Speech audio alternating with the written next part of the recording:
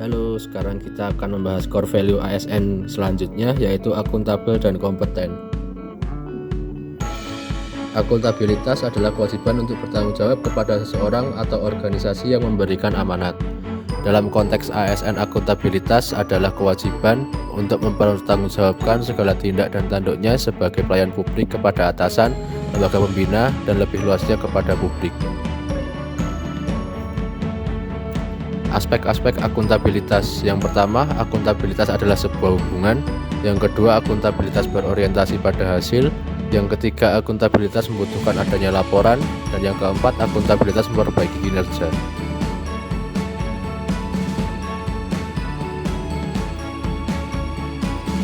Tiga fungsi utama akuntabilitas. Yang pertama, untuk menyediakan kontrol demokratis. Yang kedua, untuk mencegah korupsi dan penyalahgunaan kekuasaan. Yang ketiga, untuk meningkatkan efisiensi dan efektivitas.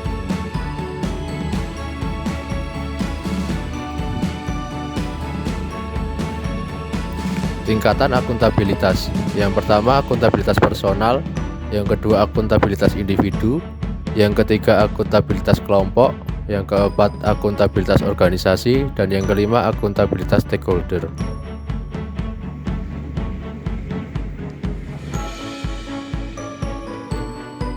Menciptakan lingkungan yang akuntabel. Dalam menciptakan lingkungan yang akuntabel ada beberapa faktor yang mempengaruhi. Yang pertama, kepemimpinan.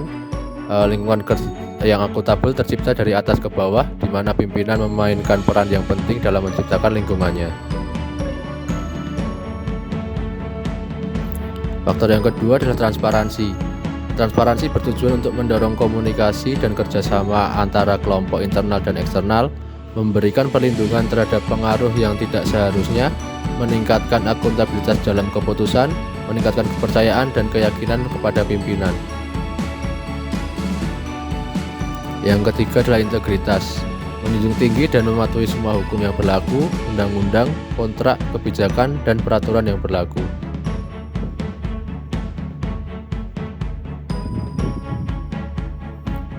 Yang keempat adalah tanggung jawab atau responsibilitas. Responsibilitas memberikan kewajiban bagi individu dan lembaga untuk menerima suatu konsekuensi dari setiap tindakan yang telah dilakukannya.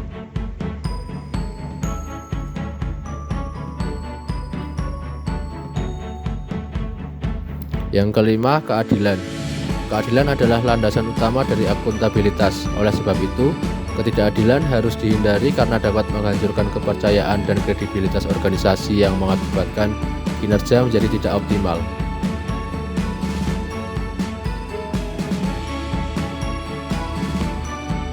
Yang keenam, kepercayaan.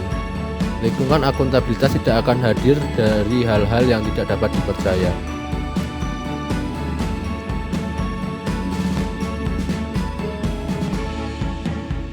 Yang ketujuh, keseimbangan. Untuk mencapai akuntabilitas dalam lingkungan kerja, maka diperlukan adanya keseimbangan antara akuntabilitas dan kewenangan, serta harapan dan kapasitas. Yang kedelapan adalah kejelasan. Agar individu atau kelompok dalam melaksanakan wewenang dan tanggung jawabnya, mereka harus memiliki gambaran yang jelas tentang apa yang menjadi tujuan dan hasil yang diharapkan, sehingga akuntabilitas dapat tercipta dan dipertahankan.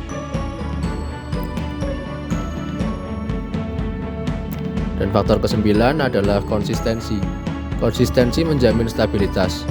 Penerapan yang tidak konsisten dari sebuah kebijakan, prosedur, sumber daya akan memiliki konsekuensi terhadap tercapainya lingkungan kerja yang tidak akuntabel, akibat melemahnya komitmen dan kredibilitas anggota organisasi. Selanjutnya, prinsip keterbukaan informasi publik. Pada prinsipnya, semua informasi bersifat terbuka dan bisa diakses masyarakat, kecuali informasi tersebut dapat merugikan kepentingan publik.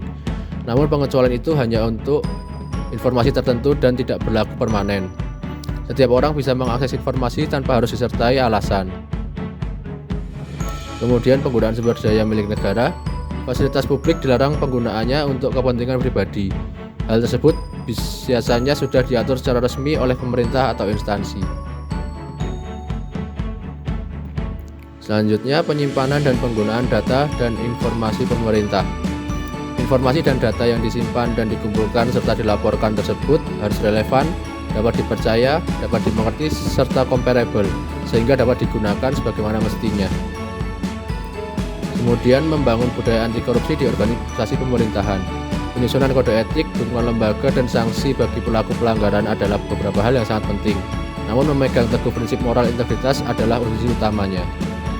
Kompeten dapat dilakukan dengan mengembangkan kompetensi diri, membantu orang lain belajar, melaksanakan tugas terbaik. Kompetensi merupakan perpaduan aspek pengetahuan, keterampilan, dan sikap yang terindikasikan dalam kemampuan dan perilaku seseorang sesuai tuntutan pekerjaan.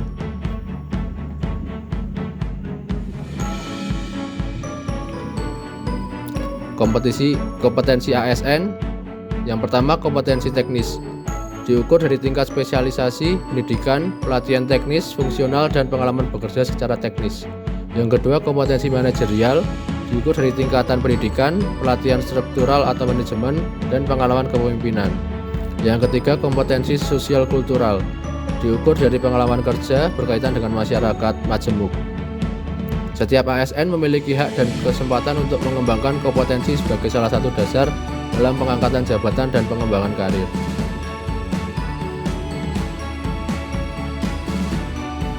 Pengembangan kompetensi ASN dapat dilakukan melalui pendidikan formal maupun pelatihan, baik pelatihan secara klasikal ataupun pelatihan non-klasikal.